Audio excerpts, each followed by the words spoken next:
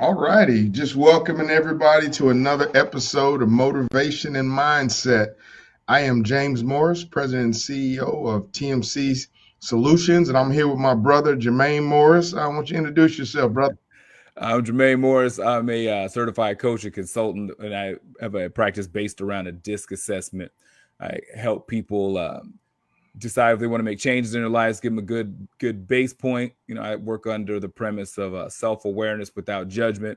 So about helping individuals understand themselves better, not through the lens of good, bad, right, or wrong, but just what is.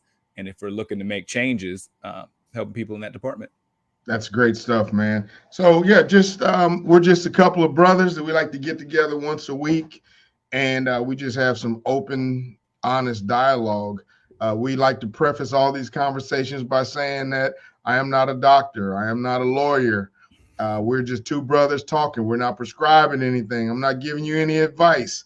Don't listen to anything I say if it's that serious. But hey, we're just here hoping to share some dialogue between ourselves that so we can be a help to each other, and if we happen to say something that's going to help the listeners, that's a bonus, right? So I look at this as free therapy, right? This is one of my sessions that I get. But hey, so let's jump right into it.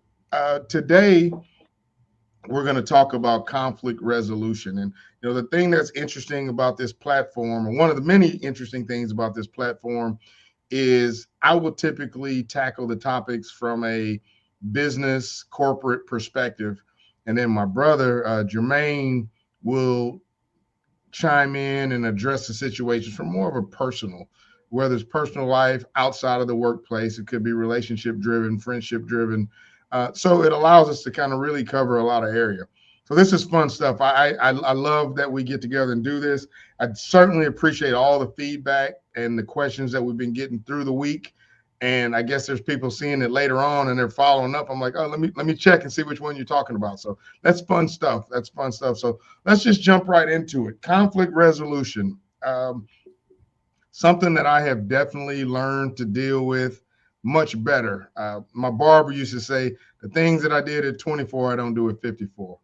And, when I think about conflict in the workplace, uh, yesterday I literally, coincidentally enough, celebrated my 30-year anniversary of kind of being in the supply chain management industry. Nice. Started 24 years old, working in the warehouses. And you can just imagine, when you talk about conflict resolution, right? You're talking about everything from material handlers to supply chain managers and material managers, and so many levels organizationally of people.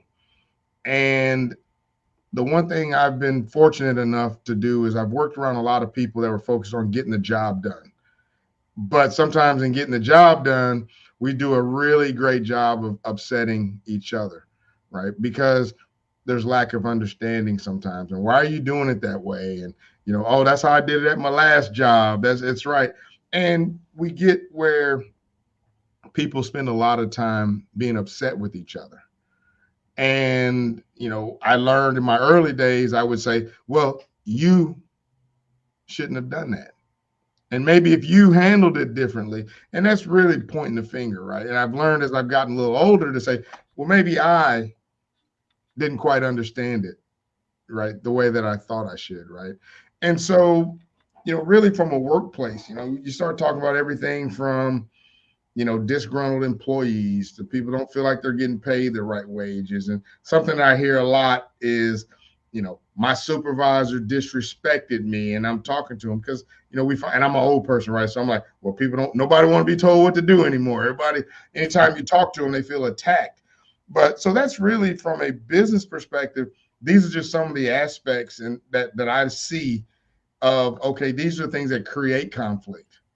Yeah. Lack of understanding, just two different points of views. So let's talk a little bit about conflict drivers on the personal side. Yeah. Yeah. So all the above.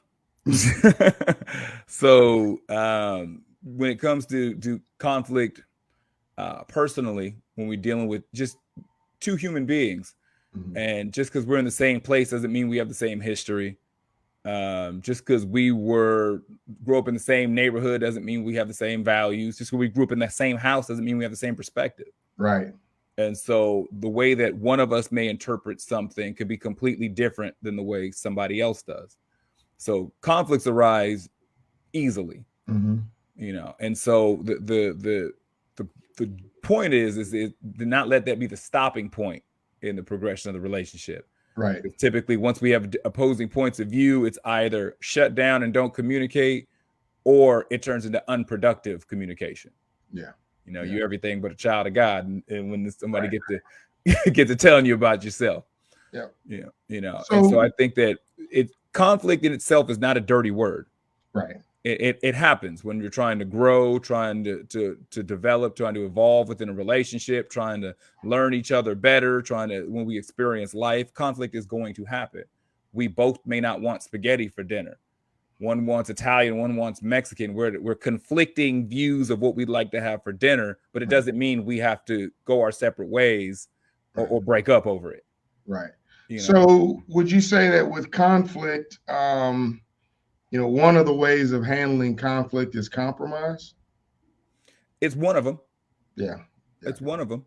What would be a few others, right? Because the easy thing for me. So I'll talk about it, with some employees, right? And there's a line that I heard on a Netflix series that I was watching. The lady said, sometimes the juice ain't worth the squeeze. Yeah. And I was like, wow, I like that, right? I stole it because I've used it over 3 times now. But I get into situations, say with employees, and they're letting me have it. What I've learned to do, as I've become more experienced in just dealing with people, right? And you don't ever get there, right? It's always it's a growth process. But I start to ask myself, is this really even worth my energy? Yeah. Is it worth my time? From a business perspective, I start to say, well, is this costing me money? No.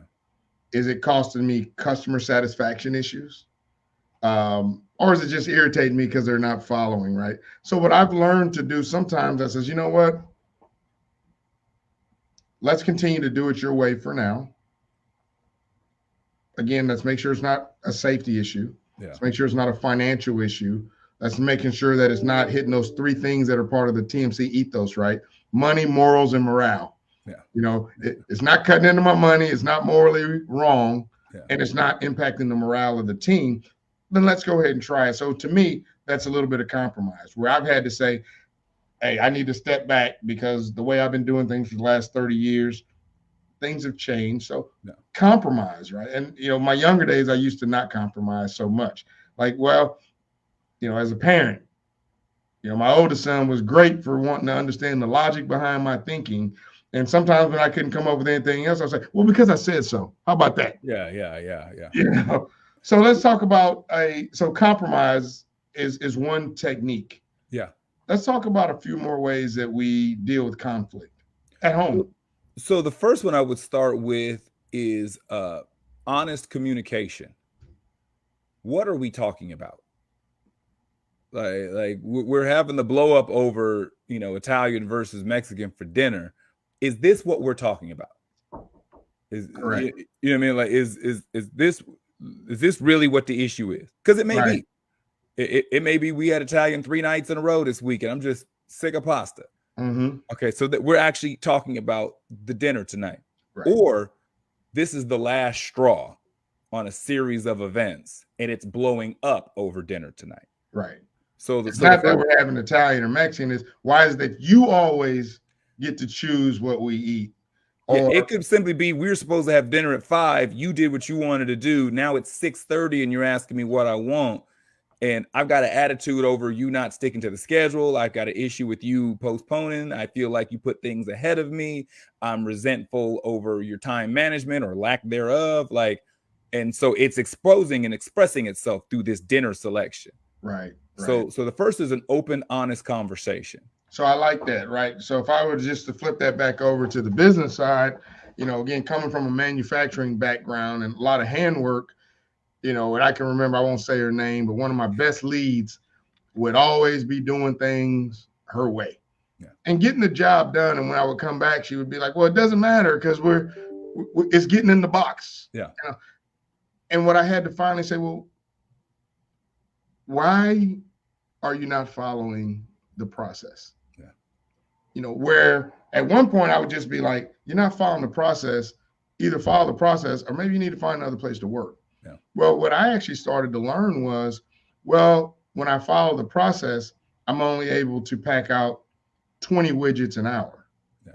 But if we remove this irrelevant step, I'm able to pack out 30 widgets an hour. So we just increase our profitability because we're doing the same, you know, we're doing 50% more work with the same amount of people. Yeah. Oh, okay. But let me tell you why we do this extra step. Yeah. It's a quality check. So well, that's a perfect example right there, because the next step I would suggest is to seek understanding.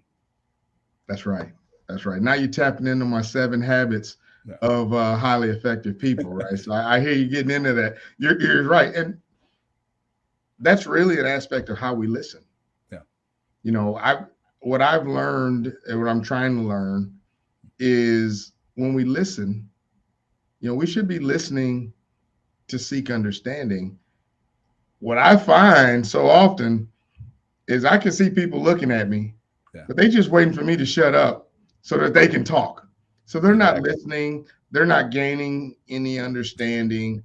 They're not. So seek to understand. So open dialogue. Yes. Open and honest conversation, open, honest communication. Active listening. Yeah, active listening. So the open, honest conversation is, let's put all our cards on the table. Yes.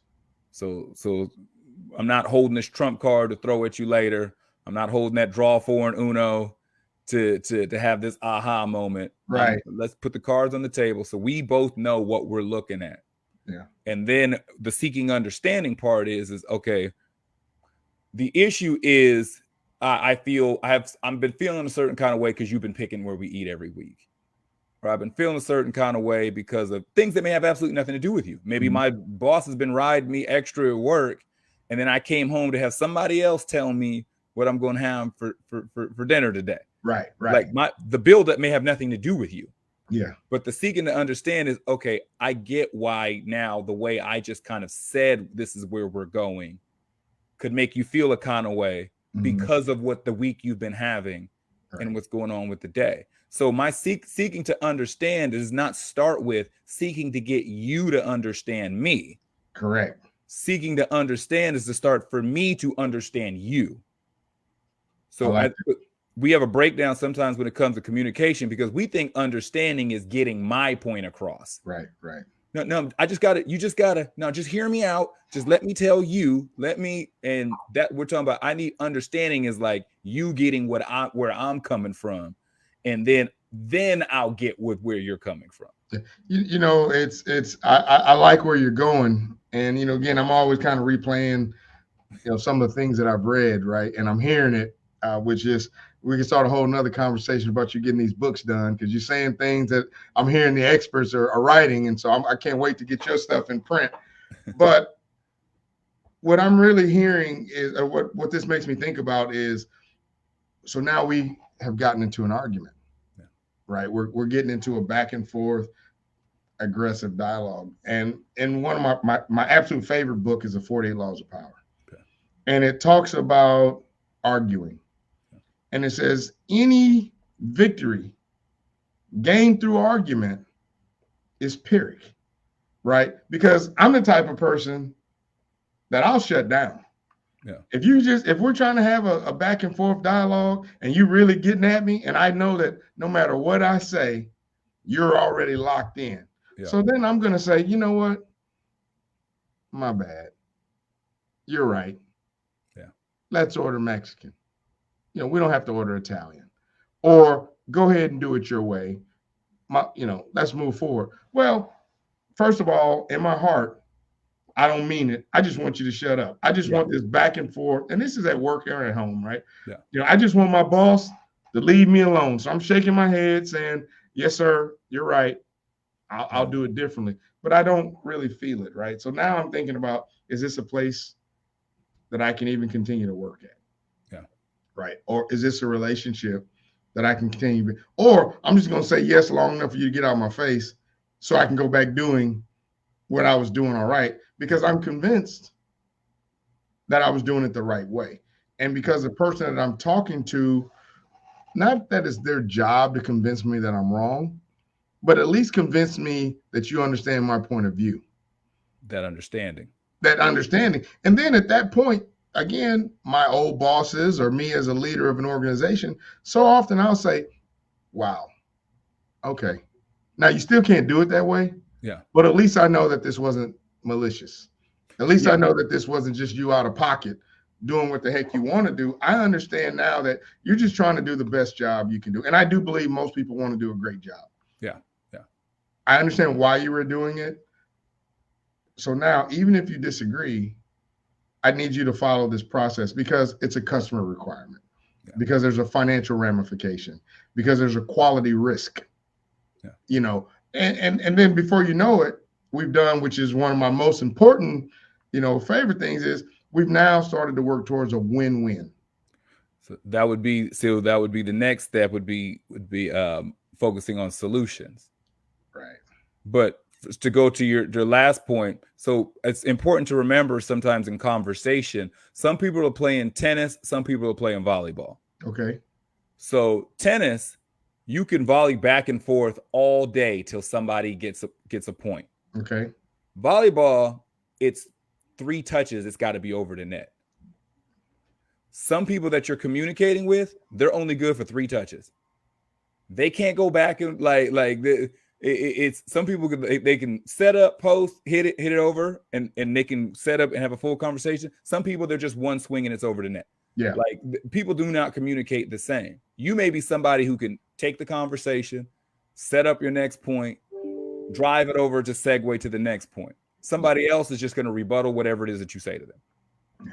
So you know what I mean? I sound like what I'm hearing, I'm sorry to cut across, okay, is the responsibility of knowing who you're dealing with. That actually takes me down a whole nother path, but I want to hear a little bit about that. Knowing who you're dealing with, because I've got 3 boys, as you know, right? Yeah. And I'm going to tell you, and you know this as well as I do, all 3 of your nephews are very different. Yes. I got one, I got a hug. I got one, I got a punch. I got one that I can just use some very strong words and say, you know what? I'm really not proud of you right now. Yeah. And it'll just break them up. Yeah. And they say, well, you treat this one different. Well, because people are different. Yeah. And if you think that you can treat everybody the same, then you're not accepting that everybody has differences, right? And so one of the big things, again, back to conflict resolution, is knowing who you're dealing with. Knowing that, okay, let me show you, at least explain to you why I feel the way I feel. Now, we may still disagree. So I really like that, but what are your thoughts there? With that, I start with, that's why my whole premise with everything is self-awareness. And so understanding that, okay, I may be somebody that before I can send my point across, I need 2-3 touches to figure this out before I can explain it. Okay. So I may have a tendency to overspeak a conversation if I know myself. So knowing that, okay, let me understand you first before I'm trying to figure out, if I don't know you already, like if I don't know what type of communicator you are. So, because if I'm somebody who's going to hit you with all this setup information, that can be overwhelming to the person who's on the other side of the net. Mm-hmm. And then that's when they turn into, well, just whatever you want. Right. Like this is way too much words for what this situation is for me. And so I'm not even going to express my point of view or help you understand where I'm coming from. I'm going to say whatever needs to be said to stop this conversation. Mm-hmm. And the underlying problem never gets resolved. We just stop the conversation. Right.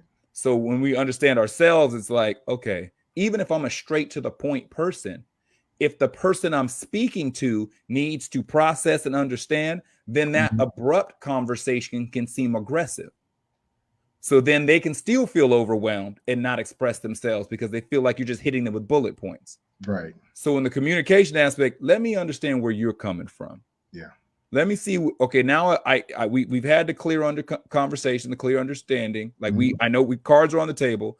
I know why you're doing the things you're doing or why you felt the way that you said. So when we segue into focusing on a solution, what would make you feel better in this conversation? Right.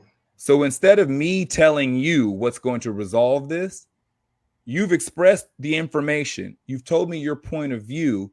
How do you see this? Like, what do you what would resolve this? They may say, okay, back to the dinner thing. You know, I know you big on. They may just say, look, we can just hit 2 drive-throughs.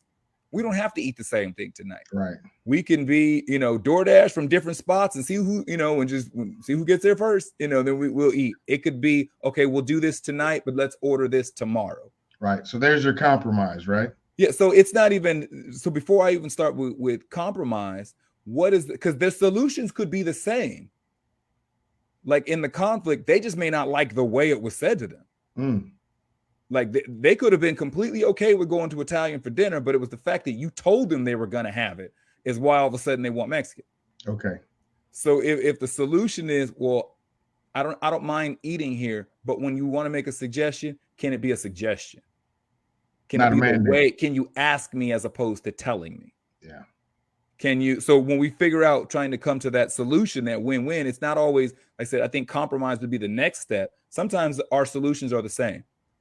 It was just how we were getting there that was different. And that was where the conflict lied. Right. So let's go back to where we started, right? Okay. So a couple things we said, we seek first to understand, then to be understood, right? And I think that's very key in everything else. Yeah. But, the quote that I was mentioning earlier was sometimes the juice isn't worth the squeeze. Yeah.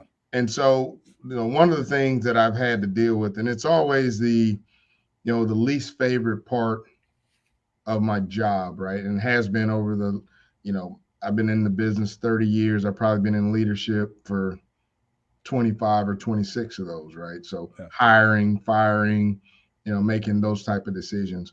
Yeah. And the one thing that I have found, which was very hard for me, is, the juice not always being worth the squeeze, right? The person that I have the constant conflict with, right? We're just so, vastly far apart. We work differently. We have a different approach. We have a different value system. Yeah. And one thing that I found is sometimes the best way to resolve conflict is to remove yourself from the situation, yeah, or to remove the other party from the situation. And, you always want that to be the last resort, because you don't ever want to feel like I'm so closed-minded that I can't figure this out. I can't work it out. I can't make this person feel. But you also have to understand that every situation isn't for everyone. Yes. And so, specifically in the workplace, we have what we call progressive discipline. And, in most places you get 3 strikes. In my world, we give you 5 strikes. Okay. Right. So we start off with a verbal discussion. Then we go to the record of discussion, where I've actually had to put a little pen to paper. And then we go to a written warning. And then we go to a final written warning. And then we say, listen, this just isn't working out. We have a conflict because you're supposed to be to work at 9 a.m. and you're supposed to work till 6 p.m. and you get a 1-hour lunch. And so you can leave here from 12 to 1 and go do whatever you want to do. You get 2 15-minute breaks. That's your schedule.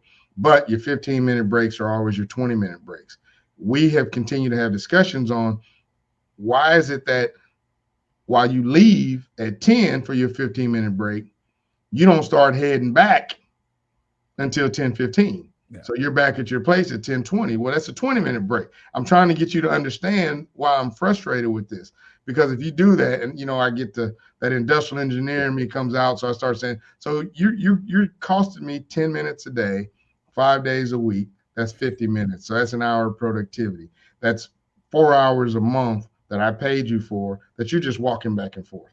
And so there comes a point where you're telling me, well, I don't feel like I get a full 15-minute break because I'm leaving at 10, but I'm walking to the break room. So I'm spending 2 minutes of my break en route. Yeah. And I'm spending 2 minutes of my break en route back. So I don't really get a 15-minute break. I get an 11-minute break. And, I know this is kind of in the weeds. No. But there comes a point where you understand that no matter how much I explain this, you're set that you're doing the right thing. I feel like I'm doing the right thing. So there may come a point where we just can't be in the same place anymore because this isn't going to get any better. Yeah. My job is not to change you. My job is to create a win-win situation.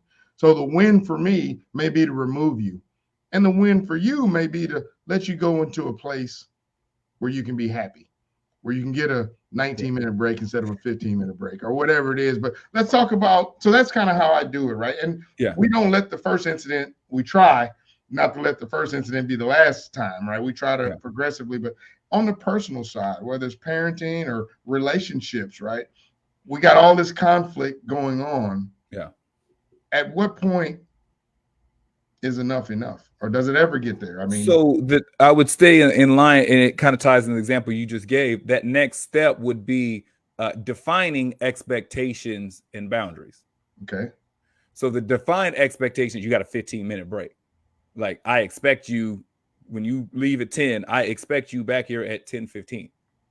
How fast or slow you walk, however you do it, that's entirely your business. But the expectation is that you're back at 10:15. When Right. 10:15:01, You're late. if I look and see you, you should be standing there when 10:15:01. We've defined what the expectation is. So when we're talking about interpersonal relationships and we're constantly having conflicts, whether because we have values aren't in alignment, opposing points of view, we're just not on a equal footing of understanding. Okay, because I've already expressed to you the information.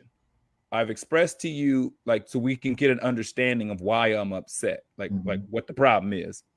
We've tried to focus on coming up with a solution. Now I'm sitting there. This is what how I see this going. These are where the margins are. So when we have a defined expectation, like, I'm not expecting you to be home at 7 every single day. But if you know you're going to be home after 7:30, my expectation is a phone call, a text message, or something. Don't just walk in at 8:15. Like, and you normally get home in between 6:45 and 7.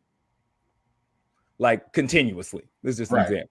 Right. So if we've got a routine to where we're sitting down to dinner at 6:30 because of the time you get home, if you're not going to make it on time, the expectation is some sort of heads up. Yeah. If the plans have changed, communicate. If there's an issue going on, the expectation within the confines of this relationship is some type of communication. Yeah, but I want to challenge you a little bit. Okay. Or at least try to push you to go another layer. Okay. Because I hear exactly what you're saying. We establish, I hate to say set because that sounds so dictatorial, right? But we set an expectation. We say, hey, listen, I expect you here at 7. I'm looking for you. You've been going all day. I miss you. Yeah. 7 o'clock, I'm at the door wagging my tail, waiting for you to get here, right? I don't see you till 8:15. But talk about the value in why I need to call. Not just that I call, because when you tell me I need to call, I might say I'm grown. Yeah. 8 o'clock's not that late.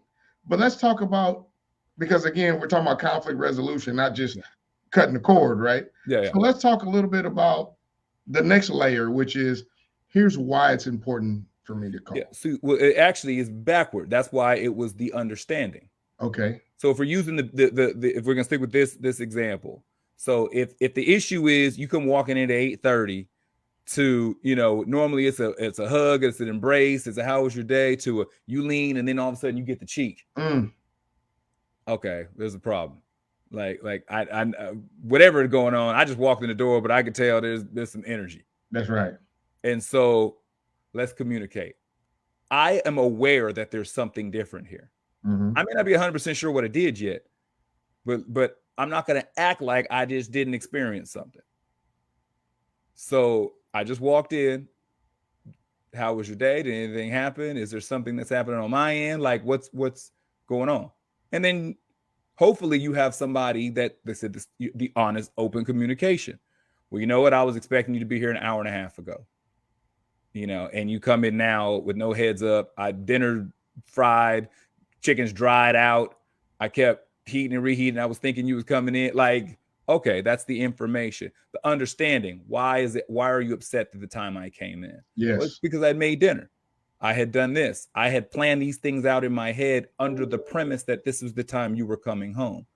So now, not only am I upset that you didn't, and those didn't happen, everything that was going to follow, the dominoes that were going to follow this first event, they've now all been wiped out based upon the time that you came home without communicating. Right, right. So I'd already planned out 7 when you walked in, 7:45 we're at the table, 8:30 after dinner, 9:30 when we're watching the movie, 10:30 after the movie. Like I'd already set the rest of the evening up, right. And none of that is now on the table because of the time you came home. Right. In my mind. So it's really, it's not just one disappointment. It's not just one letdown. So that's the understanding. Yes. Of like, okay, so you're not upset because I came home at 7:45. Right. In your mind, I ruined the night. And now what does this one night mean? This one night could have been, we're weeks overdue for this kind of night. Or this is compounded multiple times where I'm working under a certain premise with you, and that's not what follows through and happens. So to us, it's I came home 45 minutes late. What's the big deal? I didn't say it, whatever. But then when you get the understanding from the other person, oh, this is night 22 of the last 40 nights I've done this. Right. Oh, you actually planned out a whole evening for us because of what's been going on. And by me just not texting, running behind, I'm studying by the store, I'm sitting out talking with so-and-so, going to be a little bit late. That little, then we run with emotions and information in our head of, oh, he's just not coming. Oh, I'm just dismissed. Oh, I'm not even on the hierarchy of being addressed. Oh, where does this position me in this person's life? Oh, I'm low on the values. I'm low on the prioritization. Now, why am I even doing this for you in the first place? Now, like, and this can really start spiraling the longer that we don't commit. So we walk in the front door and it doesn't feel like it's an equal exchange. So now we have a full one-sided conflict. Yes. So it's like, okay, the information, what is happening? The understanding, why is this important? Let's seek a resolution. Okay, I get why you're upset. From now on, I'll make it a point. If my schedule is off, if I'm running behind, least I can do is give you a heads up. Yeah. Because you may want to do something. You may decide, okay, if you're going to be bed, I just go to bed. Like, so then the new defined expectations are, if I'm going to be late, I'm going to call. Yeah. Well, and so that's, I love how you kind of came to that, because what you've now really done is you've provided the opportunity for conflict resolution. Yes. Because now what I can do is say, wow, because I care, I can't guarantee that I won't ever be late. Yeah. But I can say, I can call and say that I'm going to be late. You know, now if you're trying to surprise me, that may still cause you some frustration, but at least I'm making an honest attempt to resolve the conflict, even if it's just to prevent recurrence. Yeah, because a conflict avoided is a conflict magnified. Wow. So the idea of it's not, the juice isn't worth the squeeze, that's fine on a one-off. But the longer you keep pushing this boulder down the hill, it's like a snowball. It gains momentum and mass as time goes by. Right. Because they're realizing you're not in this conversation for understanding. You're just trying to shut it down. They know when we're doing that. Like the other human beings pick up on if they're asking quality questions, if they're effectively communicating, if they're trying to get true understanding versus if they're just trying to just stop this conversation. Human beings will pick up on that. Yeah. First time they may not care enough to really go. But after a while, you realize, oh, this person just don't want to be bothered. That creates a whole new level of resentment on top of whatever the original problem was. Yeah. And if we have a habit of just giving in, just conceding to avoid the conflict, we can develop a degree of resentment. Okay. Like I'm always taking one for the team just because to not deal with these problems. Well, after a while, I'm gonna start to feel a certain kind of way that I'm constantly caving. Yeah. Or that I have to constantly do this. So now, whatever the original underlying problem is, we've got two boulders of resentment on both sides of the table. Yeah. So this conflict that was avoided becomes a magnified event. Now walking in 45 minutes late is World War III. Yeah. And you get, I could definitely see that. And I'm probably either guilty or I have certainly both sides of that door, right? Yeah, we all are. And so I like that. I think I heard a comment the other day that says we're judged by our actions, not by our intentions. Exactly. Was that you that told me that? No, but I am a firm believer. Road to hell is paved with good intentions. Yeah, Uh, absolutely, absolutely. But I heard that the other day, and I was thinking about, I meant to do X, Y, and Z. That was my intention. Yeah. I was trying to do something positive. I was trying to, but I got sidetracked, or it didn't work out the way I thought it would, or the delivery didn't come on time. Yeah. But all my client sees is you missed your delivery. Yeah. Or your partner is you stepped in here at 10 o'clock again.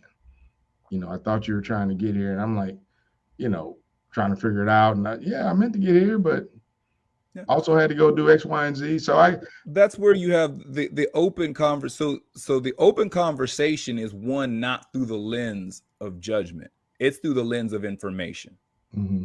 So the open and honest conversation is what my issue is, what this means to me, how I am interpreting what's happening. Now, you don't have to agree, or you can have a rebuttal, or you can have, like, I'm sitting and say, I want you here all the, well, the reason why I'm gone is because I'm working all the time to pay for this house. But the reason why I'm gone is because I was getting money because that birthday trip we just took, that cruise we just took to, I got the bill for that.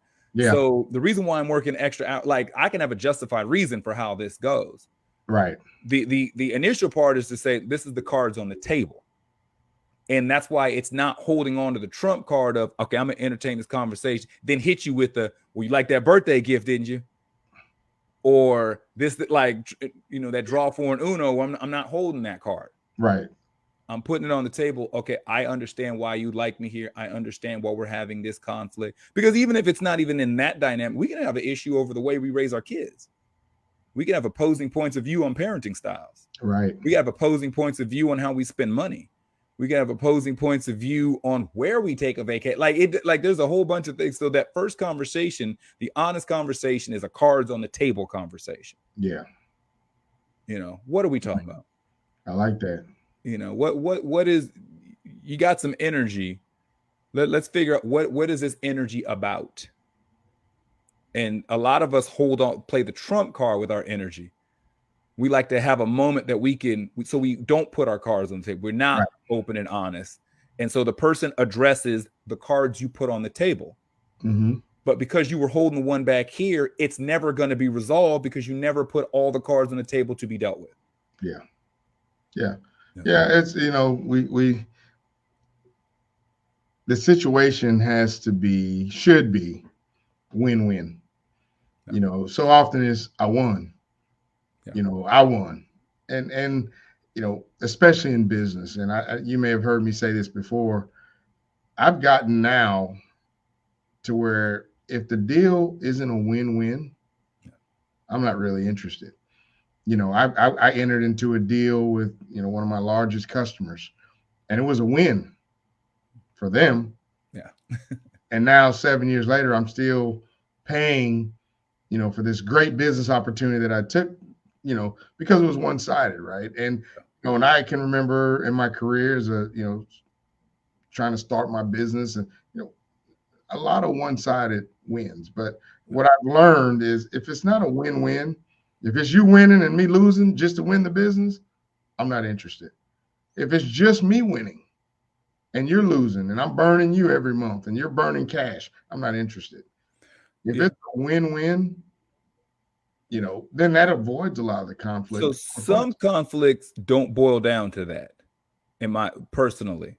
So some conflicts are not a negotiation. They're not an equal opportunity return.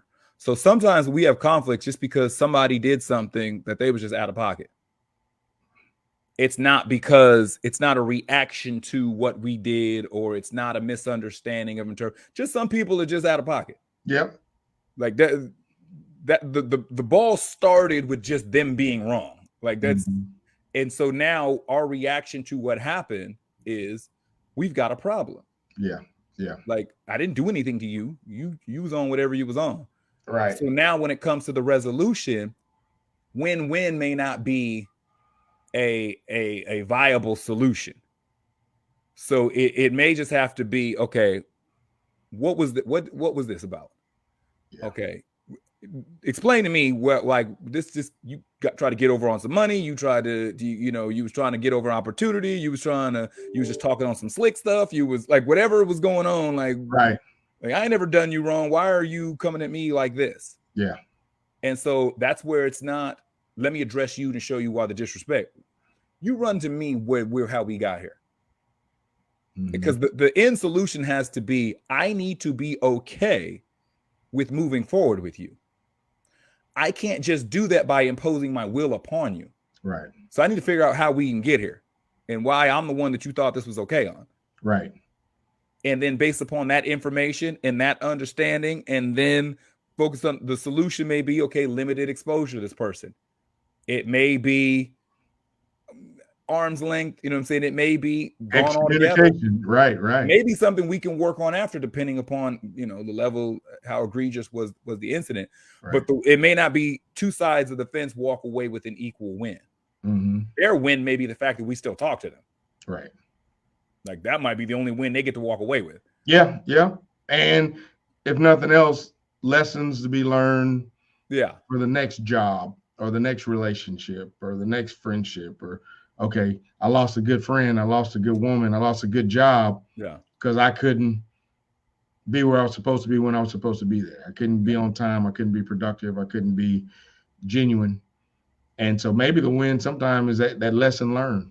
Yeah. So man, this is great stuff, right? Conflict resolution. We could probably spend a whole nother hour just digging into this, because there's so much more. And I do think that this is a very real deficiency. Yeah. In business, I read so much about they talk about the young folks of today, right? Everybody wants to work from home, and people aren't willing to work for what I consider significant wages, and no one, I say no one, people don't like to be told what to do, and they confuse correction with disrespect. And so one of the reasons I'm glad we had this conversation is because I'm trying to think of, I've got some good people. I just need to figure out what's going on in their head. Why do they feel the way that they feel? I need to let them know why we're doing what we're doing the way we're doing it. Yeah. And then can we meet some common ground, right? Can we make the juice work the squeeze, right? The juice that I'm hoping to get out this orange, is it significant? And if it's not, we always say hire slow, fire fast. If it's not going to work, it's not going to work. But at least let's figure that out, because if you need X, Y, and Z, and I'm never going to be able to provide it, I guess the sooner I tell you that, the better. Yeah, and when we look for those solutions, like I know come to the end. So like I remember, because it tied me in when you're talking about your young employees. So I remember working fast food in high school, and it was at a Mexican restaurant. And so when you're making food in the middle, they have like, beans, meat, whatever's going on. In the middle was like you put lettuce, cheese, all that sort of stuff. So I used to always work using one hand. Okay. Like I used to be able to put everything, like I could work with one. And I used to have a supervisor to get mad, like use two hands. Like you could be faster with two hands. So think like if you're trying to play the piano. Yeah. Like, and so, but to me, for whatever reason, my brain was not computing. It's weird because now I'm like ambidextrous. But at the time, it was like I couldn't get the motor skills of left to right to do it. I was faster with one hand than a lot of the people were with two. Right, right. And so my justification was always, but I'm faster with one. They were like, I don't care. You use two because this is the, the protocol. Yeah. The ultimate solution was actually moving me to a different station, where my method, I was more efficient the way I did it doing something else. Right. And so, and that's a great sign of leadership. Yeah. It's a great sign for you to be able to communicate the deficiency, but the fact that the leadership was able to say, okay, he can't be at the taco station, we need to move him to the burrito bar or whatever it is, right? Yeah, the way that I was doing it is funny because they moved him in the middle to the first. Yeah. And so one is using my dominant, I was using my left hand for everything, and that actually turned to be more efficient. And then with the speed, like, so it ended up being a better move by moving me rather than trying to force the circle into the square peg. Because when I tried to use 2, I was half the speed of using 1. So now I'm a problem because I'm slow. Right. Well, that's a great sign of leadership. And that's really how we look at things. We've had people that worked in accounting that we moved to HR. Yeah. And people be like, wow, what? It fit. Yeah. You know, we moved payroll from accounting to HR because it fit better, right? We're able to get more done. We're able to cross-train on other HR duties. Now we make sure a person has, is fully utilized. Yeah. And so, one sign of leadership is let's put people where they're supposed to be. Yeah, and I think that carries over when we have these interpersonal relationships. If we keep having these conflicts due to like a behavioral thing, okay, if what I want is personal time in the evening and they're always coming in late because they're tired and work, whatever, okay, are they better to communicate in the morning? Right. Like instead of constantly trying to work out this 7:30, 8 p.m. time, maybe they're actually a better communicator at 7 a.m. Yeah. Or maybe they're the type of person that we can meet for lunch. We can coordinate something where so they're great at noon. Oh, yeah. And then they can work the rest of the day however they want. We've already got that time in. Yeah. Like, and so we're looking for that solution and that compromise, looking at maybe it's just we're so stuck on this one positioning for this person and the way that we want them to show up. There may be a better, more efficient, more effective place or position for them. Yeah. I heard a very similar, and we got to wrap up, unfortunately, but I heard a very similar story about Travis Kelce, who I think, and J.J. Watt, how those guys used to be quarterbacks. I didn't know. Right. And these are 2 Hall of Fame, type guys in the positions they play now. But somebody identified, as good as you are a quarterback, I think you could be great at tight end. Right. And they say, good is the enemy of great. And so I like the analogy. And so maybe, from a leadership perspective, one of the things that I look at, especially the people that are consistently with the conflict type issues, are they in the right place? Can we move them into a place where they'll be happier and they'll be healthier? So, hey, man, it's sorry about all the, everything's happening right now at the top of the hour. But, hey, man, great show. Let's follow up. I think there's a lot more that we can talk to about it. So, hey, for those of you listening today, I appreciate you chiming in. Again, I'm James Morris, President and CEO of TMC Workforce Solutions. We're a national staffing, recruiting, consulting firm. We also own TMC Supply Chain Solutions, one of the largest minority-owned distribution fulfillment companies out here. And we're supporting 2 of the largest shipping companies on the globe. So I'll let you guys figure that out yourself. And I'm here with my brother.